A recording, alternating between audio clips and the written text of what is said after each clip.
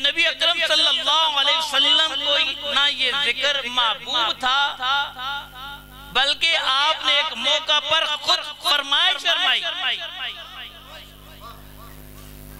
حضرت حسان سے کہا حل قلت فی ابی بکر شیء، اے حسان یہ بتا کوئی ابو بکر کی شان میں منقبت لکھی ہے یا نہیں لکھی؟ اچھا یہ بھی جہاں تک میری معلومات ہے، اساتذہ بیٹھے ہیں تاریخ کے بھی بڑی مطالعہ حدیث کا ہے، غالباً یہ واحد منقبت ہے جو رسول اللہ نے فرمائش کر کے سنی. منقبتیں اور صحابہ کی پڑھی جاتی رہی، صحابہ بھی بیان کرتے رہے اور یقیناً بڑا اعزاز ہے، لیکن میرے علم میں ہو سکتا ہے کسی اور کی ہو، میں یہ نہیں کہتا، لیکن میری معلومات یہی ہیں، یہ تائید فرمائیں گے کہ واحد منقبت ہے جو خود سرکار نے خود فرمائش کی کہ اے حسان بتا ابو بکر کی شان میں کوئی اشعار کہیں ہیں تو ہمیں بھی سنا. اچھا حضرت حسان نے یہ نہیں کہا یا رسول اللہ یہ تو ابھی تک موقع آیا نہیں، کہا یا رسول اللہ یہ منقبت بھی لکھ چکا ہوں، یہ منقبت بھی مجھے آتی ہے. اچھا اب حضرت حسان نے یہ جو آیت کریمہ میں نے تلاوت کی نا، اس کے حوالے سے آپ نے نبی اکرم صلی اللہ علیہ وسلم کے سامنے یہ اشعار پڑھے. وَثَانِيَ اثْنَيْنِ فِي الْغَارِ الْمُنِيفِ، وہ ثانیہ اثنین تھے وہ اونچی غار میں. اچھا ایک تو سفر کے حساب سے بھی وہ تقریباً میرے خیال میں 500,000 گز کی بلندی پر ہے، اس طرح بھی اونچی ہے، لیکن جب قدمین مصطفیٰ لگے تو اللہ نے برتوں سے بھی اونچی فرما دی. ایک تو اونچا کہتے ہیں، منیف کہتے ہیں اونچی جگہ کو جو اس طرح بھی بلند ہو، لیکن جب حضرت ابو بکر کے اور رسول اللہ کے قدم لگے تو اللہ نے اس مقام کو اور ہی برکتوں سے الفا اعلیٰ فرما دیا. فرمایا ثانی اثنین فی الغار المنیف وقد طاف العدو اذ یصعد الجبل، جب دشمن ان کی تلاش میں سرگرداں تھے اور یہ پہاڑیاں چڑھ رہے تھے، اس وقت رسول اللہ کے ساتھ کون تھے؟ حضرت ابو بکر تھے. اچھا دوسرا جو شعر آپ نے لکھا نا، یہ پہلا ہے، دوسرا ہمارا بھی ہے. وَقَانَ حِبَّ رَسُولِ اللَّهِ قَدْ عَلِمُوا مِنَ الْبَرِيَّةِ لَمْ يَعْدِلْ بِهِ رَجُلًا. ایک تو یہ محبت رسول کوئی چھپی نہیں ہے، ساری دنیا جانتی ہے کہ ابو بکر اور سرکار کی محبت کیا تھی، ساری دنیا شاہد ہے. بلکہ مولا مرتضیٰ فرمایا کرتے تھے مجھے پتا تھا ابو بکر آپ کے ساتھ آخر میں کیا ہوگا. رسول اللہ عموماً فرمایا کرتے میں آیا ابو بکر آیا عمر آیا، میں گیا ابو بکر آیا عمر گیا، میں بیٹھا ابو بکر بیٹھا عمر بیٹھا. تو ہمیں پتا تھا جو دنیا میں ہر جگہ اپنے ساتھ رکھتے ہیں آخرت میں بھی آپ کا ساتھ رسول اللہ کے ساتھ.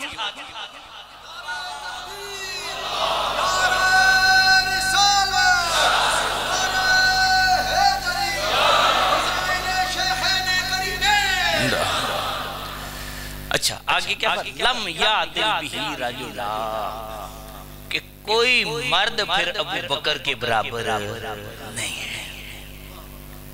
یہ جو شاہ صاحب نے بھی نعرے لگوائے نا، بعد از انبیاء افضل البشر، کہ کوئی پھر مردوں میں پھر سرکار ابو بکر جیسا نہیں تھا، سب سے افضل جو تھا سیدنا صدیق اکبر تھے انبیاء کے بعد.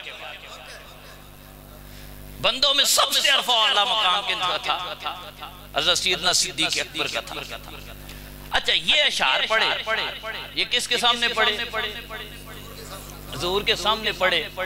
اب راوی کہتے ہیں یہ اشعار سن کے اب یہ حدیث بن کی سرکار کے سامنے ہے، سرکار نے سنا تو کیا کیا؟ فضحک رسول اللہ صلی اللہ علیہ وسلم حتی بدت نواجذہ.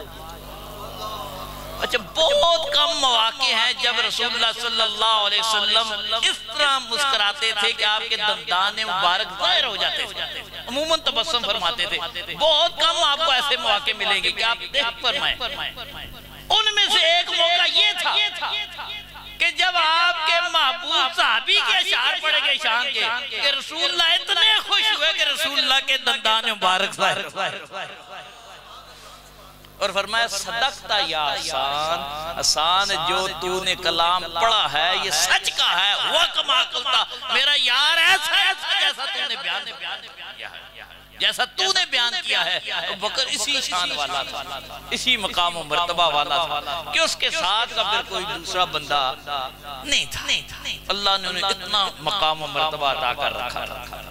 اچھا حضرت سیدنا صدیق اکبر رضی اللہ تعالیٰ عنہ، اب مجھے کیونکہ میں نے ساری گفتگو نہیں سنی، اگر کہیں تکرار آ گیا تو یہی سمجھنا کہ منزل دوبارہ دہرا دی ہے۔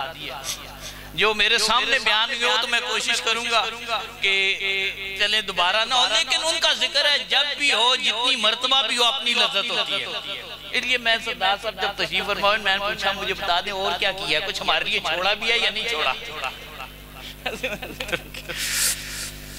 تو حضرت سیدنا صدیق اکبر کے حالات آپ نے سنے، اللہ نے آپ کو کس مقام و مرتبہ سے سرفراز فرمایا ہوا تھا، اور پھر اللہ کے حبیب صلی اللہ علیہ وسلم نے آپ کو جو درجہ دیا، بلکہ اب مجھے پتہ نہیں کہ ان کی امامت کے حوالے سے روایت بیان ہو چکی ہے یا نہیں۔ اچھا وہ مشہور واقعہ ہے، کوئی آپ سے پوشیدہ نہیں کہ رسول اللہ صلی اللہ علیہ وسلم ان دنوں میں آپ بیمار تھے، آپ نے حکم دیا کہ میری جگہ ابو بکر امامت کرائیں۔ اچھا یہاں پر ایک مسئلہ بھی اور بھی ذرا میں عرض کرنا چاہتا ہوں۔ امامت دو طرح کی ہے، ایک ہے جماعت کی امامت، ایک ہے امت کی امامت، دو چیزیں ہیں۔ اور امت کی امامت کے حوالے سے رسول اللہ کی حدیث پاک ہے الائمۃ من قریش، کہ امامت کبریٰ کا حقدار کون ہوگا؟ جو قریش میں سے ہو، قریشی ہو۔ اسی لیے جب رسول اللہ کے تشریف لے جانے کے بعد صحابہ میں یہ بات چلی کہ امام کون بنے گا، خلیفہ کون بنے گا، تو مہاجرین صحابہ نے یہی دلیل پیش کی انصار کے سامنے، وہ بڑی شانوں والے تھے، یہ نہیں کہ ان کا مقام و مرتبہ نہیں تھا، کہا کہ رسول اللہ کا فرمان ہے کہ اس منصب پر وہ فائز ہوگا جو قریش میں سے ہوگا۔ سب نے سر تسلیم کر دیا، جب فرمان رسول ہے تو اب کسی کی کوئی مجال نہیں ہے، سب تسلیم کر دی۔ اچھا یہاں پر میں ایک بات عرض کرنے لگا ہوں، ایک اور مسئلہ بعض صحابہ نے جو سمجھا، وہ مصلی کی امامت کے لیے بھی قریشی کو ترجیح دیتے تھے۔ ہاں یہ نہ ہوئے جتنے غیر قریشی ہوتے انہاں کٹوائی چھوڑو کہ جی قریشی پیچھے آ گئے تو لہذا جڑا غیر قریشی امام میں سا کٹو ہی قریشی ہو سی۔ یہ فرض نہیں ہے، ویسے ترجیح کیسی لیے میں نے کہا ہے۔ اس کی وجہ کیا تھی؟ ایک مشہور صحابی ہیں حضرت ابو بصیر رضی اللہ تعالیٰ، یہ وہ صحابی ہیں جو کمزور تھے۔ جب صلح حدیبیہ ہو گئی تو صلح حدیبیہ کے بعد یہ کسی طرح کفار سے اپنی زنجیریاں توڑوا کر وہاں سے بھاگ کر مدینہ طیبہ آ گئے۔ اب مدینہ طیبہ ہے تو انہوں نے پیچھے اپنے بندے بھیج دیے جو ہمارا معاہدہ ہوا ہے، جو بھی مکہ سے بھاگ کر آپ کے پاس پناہ لے گئے، اسے کیا کرنا ہے، آپ نے ہمارے والے کرنا ہے۔ حضرت ابو بصیر آئے، پیچھے دو بندے لینے آگے، اب ان کے ظلم و ستم سے بھاگے ہوئے تھے، لیکن وفائے عہد اتنا تھا، سرکار نے کہا ابو بصیر تمہیں صبر کرنا پڑے گا، ٹھیک ہے بڑی مشکلات ہیں، لیکن میں یہ وعدہ کر چکا ہوں، معاہدہ کر چکا ہوں، تمہیں ان کے ساتھ جانا پڑے گا۔ ان کا سرکار جو آپ کو، ہم نے تو اتباعی آپ کی کرنی ہے، وہاں بھی آپ کی اتباع تھی، یہاں بھی آپ کی اتباع، جو آپ فرماتے ہیں ٹھیک ہے، میں مدینہ طیبہ نہیں رہتا، اصرار نہیں کرتا، واپس چلے۔ اچھا واپس گئے نا، کئی جگہ قیام ہوا، کسی جگہ پہلے وہ لے کر گئے، وہاں حضرت ابو بصیر نے کہا اچھا یار یہ بتاؤ تلواریں تم نے بڑی شاندار رکھی ہوئی ہیں۔ گفتگو شروع کی، کہاں سے لیے؟ واہ ایسی تلوار تو بڑی شاندار ہے، میں نے دیکھی ذرا مجھے بھی دکھاؤ۔ ہاتھ میں تلوار آگی مجاہد کی، ایک دفعہ لگائی تو ایک اثر اڑ گیا، دوسرا بھاگ گیا۔ اب جو بھاگا مکہ کی طرف نہیں بھاگا، مدینہ کی طرف بھاگا۔ پتا تھا اب مکہ والے مجھے نہیں بچا سکتے، اگر کوئی بچائے گا تو مدینے کا تاجدار ہی بچائے گا۔ اب بھاگا کیا ہوا، وہ کافر جو بچ گیا تھا رسول اللہ کی بارگاہ میں دوڑ کر، یا رسول اللہ ابو بصیر سے بچائیں، ایک تو مار دیا، مجھے مار ڈالا۔ آگے وہ دوڑ رہا، پیچھے ابو بصیر ہے۔ کہا یا رسول اللہ معاہدہ تو یہ تھا یہاں نہیں رہوں گا، باہر تو میں آزاد ہوں، لہذا اب میں آزاد ہوں۔ انہوں نے کیا کیا، یہ مکہ اور مدینہ کے راستے میں ایک جگہ قیام کر لیا۔ جتنے مکہ سے پھر بعد میں صاحب وہ آ کر حضرت ابو بصیر سے ملتے رہے۔ پھر حالات یہ بنگے جو قریش نے پھر منتیں کی نا معاہدہ ختم کریں۔ یہ پہلی گریلا جنگ تھی اور اس کا کمانڈر ابو بصیر تھا، اور ناطقہ بند کر کے رکھ دیا کفار کا۔ جو مالدار کا قافلہ آتا آگے کھڑے ہوتے استقبال کے لیے، آجو وہاں تم نے لے لیا، یہاں لے لیں گے، اور ملتے تھے کہ نہیں کسی طرح جندل یہ بھی وہاں سے بھاگے۔ وہ جو صلح حدیبیہ میں پہنچ جیسے سرکار نے وہاں سے واپس، انہیں بعد میں موقع ملا یہ بھی ابو بصیر کے پاس چلے۔ اچھا اس وقت تک کہ سارے گروہ کے کمانڈر تھے ابو بصیر، امام تھے حضرت ابو بصیر۔ جس دن حضرت ابو جندل پہنچے، انہوں نے کہا آج سے مسلح امامت آپ کا ہے۔ کیوں کہ حضرت ابو بصیر قریشی نہیں تھی۔ حضرت ابو بصیر کی جگہ پھر امامت کون کرتے تھے؟ حضرت ابو جندل رضی اللہ عنہ۔ تو یعنی اتنا ترجیح تھی صحابہ میں بھی کہ قریشی آ جائے تو مسلح کیا کرنا ہے، اس کے حوالے کر دینا۔ سرکار نے فرمایا وہ الائمۃ من قریش، امام کون ہوگا؟ قریشیوں میں سے ہوگا۔ اچھا یہ حضرت ابو بصیر پھر بعد میں جب صلح ہو گئی نا، سرکار نے ان کے لیے خط لکھا کہ ابو بصیر سے کہو مدینہ طیبہ آ جائے، اور یہ ان کا آخری وقت تھا۔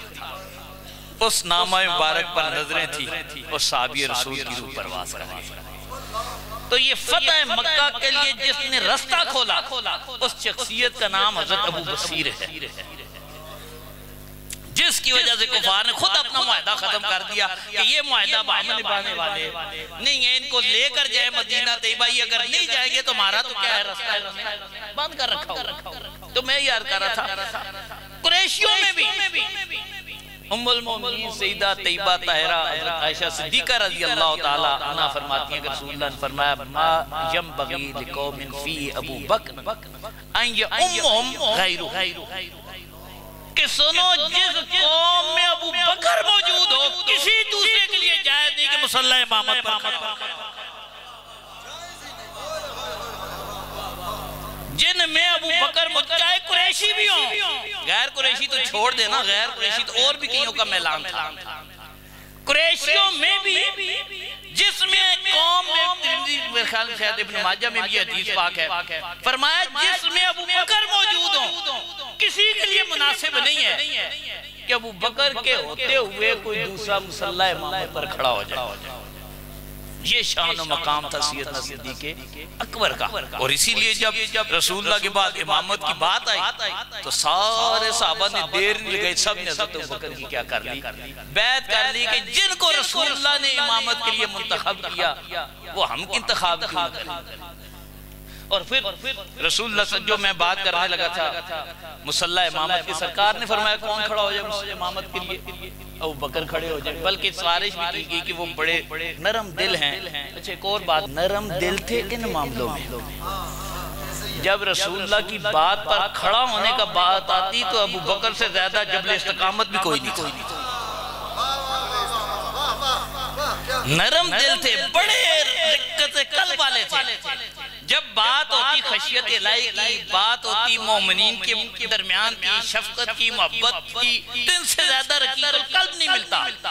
جب بات آتی نظام مصطفیٰ کی، رسول اللہ کے دین پر پیراداری کی، رسول اللہ کے محافظ بننے کی، تو پھر ابو بکر سے بڑا آپ کو کوئی محافظ بھی نظر نہیں آتا۔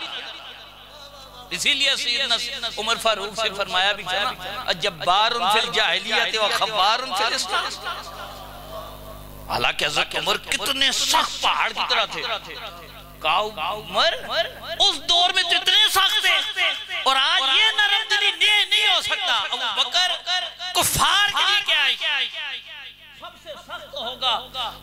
اپنے معاملات میں کیا ہوگا؟ رحماء بینہم ہوگا۔ جب کفر کی بات آئے گی تو پھر ابو بکر تو وہ رکت والا ابو بکر نہیں آئے گا، نظر آئے گا، یہ پھر ایک چٹان بن کر کھڑا ہوگا، سیسا پلائی دیوار بن کر کھڑا ہوگا۔ اور نظر آیا سرکار کے وصال کے بعد آپ کو پتہ ہے صحابہ پر کیا گزر رہی تھی، ذہنی طور پر کیا کیفیت تھی، کس قسم کی گفتگو تھی۔ اس وقت جبل استقامت کون ہے؟ حضرت عمر جیسی شخصیت کہتی خبردار کوئی کہ رسول اللہ چلے گیا میں سر کاٹ دوں گا۔ ٹھیک ہے، ایک فہم و ادراک کی جو کیفیت تھی جو اللہ نے ابو بکر کو عطا کر رکھی تھی، وہ ان کی شان۔ کئی صحابہ کیسی کیسی دعائیں کر رہے، یا اللہ ہماری نظر ہی لے لے۔ حضرت بلال مدینہ چھوڑ کر چلے گئے، غم کی کیفیت ایسی تھی، وہ غم اندر تھا لیکن سامنے پہاڑ بن کر کھڑا ہے۔ اس لیے صحابہ نے لکھا نا حضرت ابو بکر کے وصال کی وجہ کیا تھی؟ غم مصطفیٰ تھی۔ سامنے جبل استقامت ہے، اندر غم جو ہے کھا رہا ہے، اندر پگھل رہا ہے۔ کفار کے لیے پہاڑ ہے لیکن اندر کیا ہے؟ غم موم کی طرح گلا رہا ہے۔ فرمایا ان کے وصال کی وجہ ہی کیا تھی؟ کوئی اور نہیں تھی، وہ رسول اللہ کے غم میں گلتے رہے، آخر کیا ہوا؟ وصال۔ تو یہ دونوں کیفیات تھی۔ اللہ نے خاص طور پر اپنے حبیب صلی اللہ علیہ وسلم کی اس خاص رفیق کو، اور پھر رفاقت بھی تھوڑی تو نہیں ہے، بعض کی رفاقت ہے 5 سال، بعض کی رفاقت ہے 10 سال، بعض کی رفاقت ہے 20 سال، بعض کی رفاقت ہے 23 سال۔ یہ بچپن کا رفیق ہے۔ نبی تو نبی ہے نا، اعلان نبوت 40 سال بعد ہے، فیض نبوت تو پہلے دن سے، کردار نبوت تو پہلے دن سے۔ نبی 40 سال کردار پہلے دن سے نبی ہے، اعلان جس دن ہوگا کریں گے، باقی تربیت رسول اللہ کی پہلے دن سے۔ بچپن کے یار ہیں تو جن کو بچپن سے کردار مصطفیٰ کو دیکھنے کا موقع ملا ہو، ان کے پیچھے کھڑے ہونے کا موقع ملا ہو، پھر ان کا مقام کچھ اور ہوگا، اوروں کا مقام کچھ اور ہوگا۔ حضرت سیدنا صدیق اکبر رضی، اور یہ جو قصہ ہے یہ آپ سب کی مجھے توجہ چاہیے، اور اس لیے بھی چاہیے ہے کہ آج کل یہ فتنہ پھر بڑے زور و شور سے ہے۔ جو یہ سمجھے یہ تلوار ہے، جو ادھر قدم رکھا جس نے وہ بھی گرا، جس نے ادھر رکھا وہ بھی گرا۔ اس پلسرات سمجھ بالکل اس پر درمیان میں چلے گا تو محفوظ ہے، ہلکی سی بے احتیاطی بربادی کا باعث ہے۔ اور اس حوالے سے اور بات بھی عرض کرتا چلوں، آل بیت اور جس میں نے بھی بیان کیا مولا مرتضیٰ کیا فرماتے تھے، بلکہ ایک اور عرض کرتا چلوں کہ حضرت ابوبکر نے اپنی دنیا سے جاتے وقت وصیت بھی مولا مرتضیٰ کو کی تھی۔ فرمایا کہتا ہے علی میری خواہش ہے کہ جب میں دنیا سے چلا جاؤں نا تو مجھے وہی ہاتھ غسل دے جن ہاتھوں نے رسول اللہ کو غسل دیا ہوگا۔ اچھا، جاتے وقت دنیا کی وصیت اسی کو کی جاتی ہے جس پر سب سے زیادہ اعتماد ہوتا ہے۔ دشمنوں کو آدمی ایسی وصیت نہیں کرتا، مخالفین کو نہیں کرتا، اسی کو کرے گا کہ یہ میرے دیکھنے کے بغیر بھی میری بات کی لاج ہے، ورنہ سامنے نہیں سجن بن جاتے ہیں نا۔ آنکھوں کے سامنے تو ہر بندہ سجن ہے، لیکن آنکھیں بند ہوگی، کتنی آنکھیں بند ہوئی دعا کرنے کوئی نہیں، یار آپ کس کو جا کر دعا دکھائیں گے، دیکھنے والے تو ہے کوئی نہیں، ہوتا ہے ایسے نہیں ہوتا۔ بڑی یاری تھی، اب وہ چلا گیا، ٹھیک ہے گھر میں دعا کر لیں گے، وہاں قبرستان میں جانے کی ضرورت ہے، جنازے پہ جانے، کیونکہ دیکھنے والا پیچھے کوئی نہیں بچا۔ تو بکر کو کتنا اعتماد تھا، علی انہی ہاتھوں سے غسل دینا جن ہاتھوں سے تو نے حبیب خدا کو غسل دیا۔ کتنی محبت تھی علی کے ہاتھوں سے بھی، اور پھر یہ بھی تھی کہ ان ہاتھوں کو لمس رسول بھی حاصل ہے۔ اور پھر کہا گیا کہ جب جاؤ نا جا کر اجازت بھی مانگنا، تدفین کی وہی ساری ذمہ داریاں آپ کی لگائی، اور جب آپ گئے تو آگے سے جواب کیا ملا؟ ادعو الحبیب الی الحبیب فإن الحبیب مشتاق، حبیب کو حبیب کے پاس لے آؤ کیونکہ حبیب انتظار کر رہا ہے۔ رسول اللہ صلی اللہ علیہ وسلم سے. تو میں یہ کہہ رہا تھا اتنی محبت تھی. مولا مرتضیٰ سے ایک دفعہ بخاری شریف کی روایت ہے, آپ نے فرمایا تھا والذی نفسی بیدہ. اچھا یہ قسم اٹھائی آپ. اور ہم نے استاد جی نے جب ہم پڑھتے تھے تو غالباً مطول کا سبق تھا, استاد العلماء راضی دوراں غزالی زمان, آپ نے قاعدہ پڑھایا تھا کہ تاکید ہوتی کہاں پہ ہے. آپ نے فرمایا کل حکم القیتہ الی المنکر یجب توقیدہ. تاکید کی ضرورت تب پیش آتی ہے جب کسی منکر سے بات کرنی ہو. اب گفتگو ہو رہی ہے مولا مرتضیٰ سے, اور آپ قسم اٹھا کہ والذی نفسی بیدہ لقرابۃ رسول اللہ حب الی ان اصل من قرابتی. وہ بھی تاکید, لقرابت میں پھر تاکید, یہ دوہری تاکید ہے. اور تاکید تب ہوتی ہے جب کلام کس سے ہو, منکر سے ہو.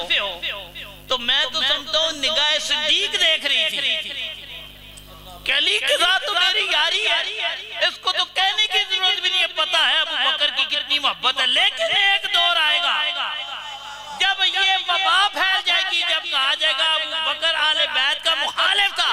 تو منکروں آج سن لو, ابو بکر کو جتنی آج سے محبت ہے اتنی اپنے خاندان سے محبت نہیں ہے.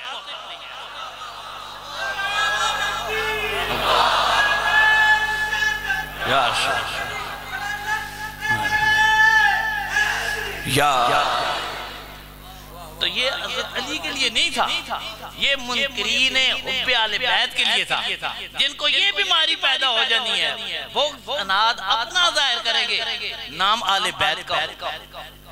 تو سن لو, جتنی ابو بکر کو آل بیت سے محبت ہے اتنی محبت تو محمد بن ابو بکر اور عبد الرحمن بن ابو بکر سے بھی نہیں, جتنی رسول اللہ کے خاندان سے.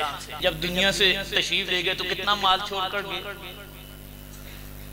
جب زندگی میں تھے پہلے بہترین مکہ کے مدینہ کے تاجر تھے, لاکھوں کا کاروبار تھا. جس دن خلیفہ بنے تو مزدور کی تنخواہ لے رہے ہیں.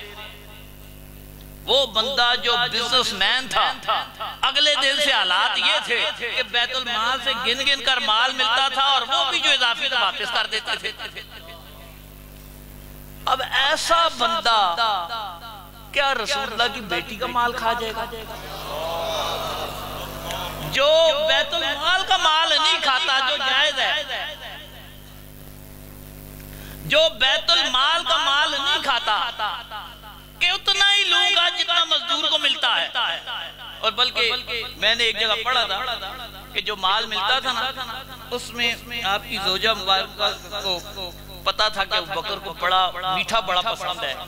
پہلے گھر کے ہو سکتا ہے اس دسترخوان پر 4 ڈشیں آتی ہوں, 5 آتی ہوں, واللہ ویسے تو سادگی تھی, لیکن ویسے کہہ رہا ہوں کہیں آتی ہونگی. اب کیونکہ مال ہے سرکار کا, بیت المال کا, اپنے بزنس کا نہیں ہے, اب اتنا ہی کھانا ہے جو قوت لا یموت ہو. اب زوجہ نے کہا پسند تو پڑا, تو انہوں نے کیا کیا, روز ایک چٹکی آٹا اس سے بچاتی رہی. ہفتہ گزرا, 10 دن گزرے, مہینہ گزرا, اسے جمع کر کے حلوہ بنایا اور سیدنا صدیق اکبر کو پیش کر دیا. آپ کا ماتھا ٹھنکا, جو مجھے ملتا ہے اس سے تو حلوہ نہیں بن سکتا. یہ حلوہ آیا کہاں سے؟ ہمیں تو جو ملے نا پوچھتے بھی نہیں, کس نے کس مقصد کے لیے دیا, پوچھا کہاں سے لائی ہو. بیت المال سے تو اتنا ہی ملتا ہے جس سے روٹی پک سکتی ہے یا کھانا بن سکتا ہے ایک وقت کا. یہ ایک اضافی ڈش کہاں سے نکل آئی؟ ہمیں جو مال ملتا ہے اس کے اضافی ڈش ہم افورڈ نہیں کر سکتے, یہ کہاں سے آیا؟ اس نے کہا بالکل جائز مال ہے, جو ملتا تھا میں روز اس سے ایک چٹکیا بچاتی رہی, اور آج مہینے بعد 20 دن بعد اس سے مجھے پتا آپ کو بڑا مرغوب تھا میٹھا کھانا. کتنا عرصہ ہو گیا آپ نے میٹھا ہی کھانا چھوڑ دیا, آپ کی لذت کے لیے, خوشی کے لیے میں نے اس کو جمع کیا اور آپ کو پیش کر دیا. آپ اٹھے نا کھانے سے, سیدھا منتظم کے پاس گئے, ناظم بیت المال کے پاس, کہا اتنا آٹا روزانہ کے مال سے کم کر دیا. اس نے کہا حضور پہلے ہی کتنا ملتا ہے کہ اور کم کر دیں. پہلے ہی کتنا لیتے ہیں کہ میں اس سے بھی کام کروں. کہا ہاں کیونکہ میری زوجہ میری خوشی کے لیے میرے سرور کے لیے اگر کفایت ساری کر سکتی ہے تو امت مصطفیٰ کے لیے بھی کر لے. اگر میری لذت کے لیے خوشی کے لیے یہ اتنا مال بچا سکتی ہے پھر رسول اللہ کی رضا کے لیے بھی بچا لے گی, خدا کی رضا کے لیے بچا لے گی, اتنا اور کم کروا دے. اب جن کا معیار یہ ہو وہ مال بھی کس کا کھا جائے. استغفر اللہ استغفر اللہ. اچھا لیا بھی پھر بیار کا آدمی کرپشن کرتا ہے, غبن کرتا ہے, یا اپنے پیٹ کے لیے یا اولاد کے پیٹ کے لیے. اولاد کو مقروض چھوڑ کر جائے, خود ایک چٹکی بھی واپس کرے, وہاں پر کوئی شک کرے کہ وہاں انصاف نہیں تھا, وہاں صرف انصاف ہی تھا اور کچھ نہیں. صدیق اکبر کا درجہ وہ ہے, امکان ہے, لیکن ساری زندگی جس کو اللہ نے خطان اور ساون بھی صدور کے سے معفو کیا, ان کا درجہ یہ ہے کہ وہ لوگ ہیں کہ ساون بھی جن سے کیا ہو صدور کذب نہ ہو. ہاں امکان, کیونکہ غیر نبی سے امکان ہے. اب تو یہ نا امکان وقوع ہے, یہ بھی ایک تماشا ہے کہ جو ماضی کا امکان تھا لہذا وہ ہو گیا تو پھر اعلیٰ حضرت پہ فتوہ لگا دو. انہوں نے امکان لکھا اور کس کا لکھا, میں تو وہ لفظ بھی نہیں بیان کرتا. آپ نے امکان لکھا لیکن ساتھ ہی بات لکھی کہ کہیں اگلے صفحے میں جاتے جاتے پھر درمیان سے ادھر ادھر ہو جائے گی. ساتھ ہی کہا صدور کذب سے اللہ محفوظ رکھے. امکان ہو لیکن ساون بھی عمدن تو چھوڑ دے. خطان اور ساون بھی اللہ نے کیا رکھا, اور پھر آگے جو روایت بیان کری وہ میں آپ کو سناتا ہوں. جو سنائے اللہ حضرت لکھتے ہیں ان اللہ تعالی یقرأ فوق السمائی ان یخطا ابو بکر, کہ اللہ تعالی اس کو بھی پسند نہیں کرتا کوئی کہے کہ ابو بکر سے خطا ہوئی. ان یخطا کہ خطا کی نسبت بھی کوئی ابو بکر کی طرف کرے, اللہ کو یہ بات ہی پسند نہیں. خطا ہونی تو چھوڑ ہی دے نا, ابو بکر کر سکتا ہے یا نہیں کر سکتا, اس طرف اس کی نسبت کرنا بھی اللہ کو پسند نہیں ہے. یہ مقام ہے سیدنا صدیق اکبر کا, اس درجے کا صحابی, اس درجے کا عند اللہ مقبول شخص ہے. تو اب ان کو کہنا کہ انہوں نے صدق میں خطا کر دی, سیدہ طیبہ کا حق نہیں دیا, استغفر اللہ. اور پھر دوسری طرف بھی ایسی, یہ تو 1400 سال کا ایک گان تھا, اس کا جواب ہے. ایک تازہ بھی شروع ہو گیا ہے, اور یہ اس لیے میں عرض کرتا چلوں, اور بالکل آپ اپنا عقیدہ واضح کریں اور ہاتھ اٹھا کر اور دماغ کھول کر. اس لیے کہہ رہا ہوں کہ ہم سب کا عقیدہ یہ ہے کہ ابو بکر سے خطا نہیں ہوئی. اس سے کیسے ہو جس کی خطا اللہ کو پسند نہیں, خطا کیسے کرے گا جب اللہ ہی پسند نہیں کرتا کہ دنیا میں اس کو خطا پر کہے. جو اب ابو بکر کو خطا پر کہتا ہے وہ اللہ سے ٹکر لے رہا ہے, ابو بکر سے نہیں لے رہا. اب جو گروہ سیدنا صدیق اکبر کی خطائیں بیان کرتا ہے وہ صرف صدیق اکبر سے دشمنی نہیں لے رہا, وہ جو اللہ کو پسند نہیں اس کے خلاف کر رہا ہے کہ اللہ کو یہ پسند نہیں ہے, تم جو اللہ کو ناپسند ہے اس کا انتصاب کرتے پھر رہے ہو. ایک تو یہ مسئلہ ہے, اور یہ اس لیے بھی ہے کہ سیدنا صدیق اکبر کے استدلال کے درست ہونے پر صحابہ کا اجماع بھی ہے. میں یہ بھی بیان کر دوں, صحابہ کا کیا ہے, اجماع ہے. اب دوسری طرف بھی بات کر دوں کہ سیدہ طیبہ کے استدلال کے درست ہونے پر بھی صحابہ کا اجماع ہے, جو یہ 400 صفحوں پر موجود ہے. اب میں بیان نہیں کرتا, یہ تقریباً میں نے مکمل کر دیا. جس کو دیکھنے کا شوق ہوا, تسلی کرنی ہوئی, وہ مجھ سے مل جائے, ساری عبارات اس کو میں دکھا دوں گا. کس کس فقیر نے لکھا, کس کس کتاب میں لکھا, کہاں کہاں پر لکھا کہ سیدہ پاک کا عموم سے استدلال تھا, اور عموم سے استدلال کے درست ہونے پر سیدنا صدیق اکبر سمیت سب صحابہ کا اجماع. اب ادھر بھی اجماع ہے, ادھر بھی اجماع ہے, نہ ان کے لیے جگہ ہے نہ ان کے لیے جگہ ہے. جو ادھر خطا کہے وہ بھی ایک کو خطا پر نہیں کہہ رہا, سارے کو خطا پر کہہ رہا ہے. جب اجماع ہے اتفاق ہے، جب ادھر کہے گا یا ادھر کہے گا نہ ادھر بچے گا نہ ادھر بچے گا۔ جس نے دیکھنا ہوا میرے پاس موجود ہے، میں اس کی آج ساتھ لے آیا۔ اور ایک فقیہ نے نہیں لکھا، درجنوں نے لکھا، اور فقیہوں نے بھی اپنی اصول کی کتابوں میں لکھا، یہ واحد کی کتابوں میں نہیں لکھا۔ جو میں نے حوالے لکھا ہو سکتا ہے واحد کی کتابوں میں لکھا ہو، لیکن میرے پاس جو درجنوں حوالے وہ ان کے ہیں جنہوں نے اپنی اصولی کتابوں میں کہا ہے کہ سیدہ پاک کے استدلال کے درست ہونے پر صحابہ کا اجماع تھا۔ اب اس اجماع کو آپ خطا کہیں، خطا اجتہادی کہیں، اور دلیل یہ بیان کرنا شروع کر دیں کہ نبیوں کے لیے تو جائز ہے، تو یہاں کیوں نہیں؟ نبیوں کے لیے بھی جائز نہیں ہے، یہ آپ کو کس نے پڑھا دیا ہے؟ جہاں ہو ہی نہ ہو کسی کے لیے بھی جائز نہیں ہے۔ یہ تو آپ ان رافض گندوں کو راہ دے رہے ہیں۔ کل وہ کہیں وہ تمہارا وہ ایک امام بن گیا تھا جو کہتا تھا نبیوں کے لیے جائز ہے تو بکر کے لیے ہمیں کیوں نہیں کہنے دیتے؟ ان کو پھر کیسے روکو گے؟ جو آج کہتے ہو سیدہ کے لیے ہمیں کیوں نہیں کہنے دیتے؟ نبیوں کے لیے جو ہے وہاں فلاں فلاں فلاں فلاں فلاں فلاں نے لکھا ہے، لہذا جب وہاں لکھا ہے تو ہم نے کہہ دیا کیا ہو گیا؟ بھائی یہ نہیں کہہ سکتے۔ اگر تم اسے جائز کرو گے تو کل ادھر بھی جائز ہو جائے گا۔ ہم تو جواب دے دیں گے، تم کیا جواب دو گے؟ تمہارا اصول ہے، ہمارا اصول نہیں ہے۔ ہمارا اصول یہ ہے نہ بی بی پاک سے خطا ہوئی نہ سید ابو بکر سے خطا ہوئی رضی اللہ عنہ۔ اسی میں ثواب ہے، اسی میں سلامتی بھی ہے، اسی میں نجات بھی ہے۔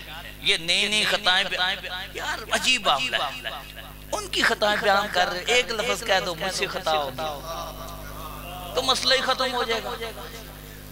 باقی سب کے لیے خطائیں بیان کر رہے ہو تو یہی سمجھ لو یار ہم سے بھی تو ہو سکتی ہے نا، وہی جو امکان تھا وہ وقوع ہو گیا، ان کے لیے امکان وقوع ہو گیا تو یہ سمجھ لو مجھ سے امکان تھا، چلو زبان سے نہ کہو میرے سے ہوگی کہ وہ اصول کے تحت بس ہوگی میری جان اجتہادی مان لو، چلو مجتہد تو انفیوں کے نزدیک نہیں کوئی رام، چلو مجتہد بھی تسلیم کر لے گا، تمہیں سوال بھی ایک مل جائے گا۔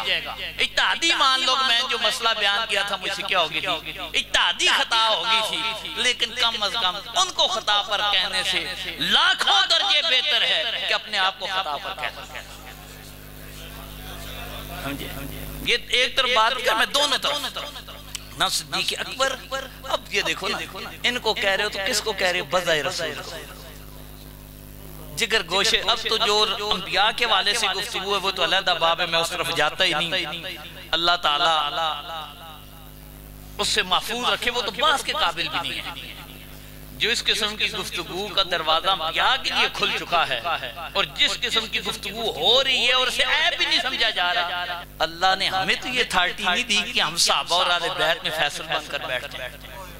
ہم کون ہیں؟ اپنی حیثیت دیکھو کہ میں جج کروں کہ فلاں فلاں جو تھے ان میں ججمنٹ میری، میں کون ہوں؟ کیا پدی اور کیا پدی کا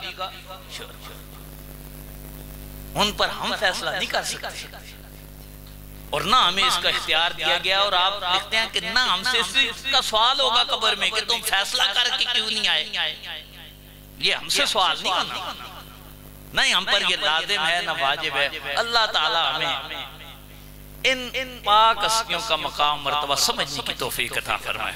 اب ایک دو وفد جو شاہ صاحب نے نعرہ لگوایا تھا نا، ایک دفعہ وہ لگائیں اور پھر انشاءاللہ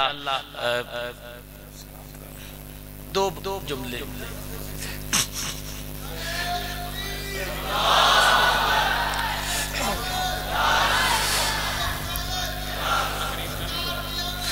سیدنا صدیق جو موضوع بھی ہے اس پر بعد از انبیاء افضل البشر، ایسے نہیں، ہاتھ کھڑے کر کے اور سب کا آواز بھی آئے اور انداز بھی آئے۔ بعد از انبیاء افضل البشر، بعد از انبیاء افضل البشر،